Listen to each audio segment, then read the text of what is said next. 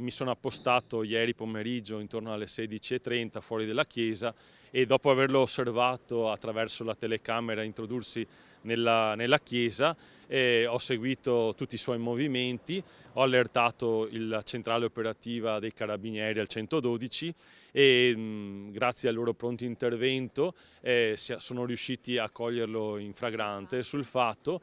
Oggi a congratularsi con Don Marco Scaggiante anche il neoprefetto Michele Di Bari con il comandante provinciale dei Carabinieri generale Nicola Conforti. Don Marco, più che esasperato dei continui saccheggi, ha fatto arrestare dai Carabinieri il ladro delle offerte. Il fatto ieri pomeriggio nella chiesa di Santa Rita da Cascia in via Bellini, laterale di via Milanese a Mestre. Cosa ha detto il ladro quando è stato colto sul fatto e quando ha visto arrivare i carabinieri?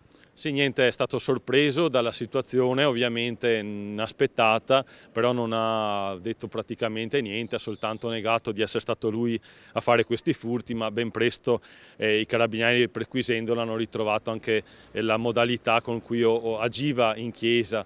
Il ladro, un 65enne senza fissa dimora di nazionalità croata, è ora in attesa della direttissima. Il parroco, lo scorso febbraio e così a gennaio e prima ancora a dicembre, grazie alle telecamere posizionate all'interno della casa di Dio, lo aveva già sorpreso e immortalato proprio mentre rubava le cassette delle offerte. Conosciuto già le forze dell'ordine, da quanto sono riuscito a capire. Don Marco non è nuovo ad episodi di questo tipo, già in passato aveva pure pedinato e addirittura inseguito i ladri. Ieri è riuscito a farne arrestare uno, ma non si dice per questo contento. Sta infatti valutando se far chiudere le porte della chiesa quando non c'è messa.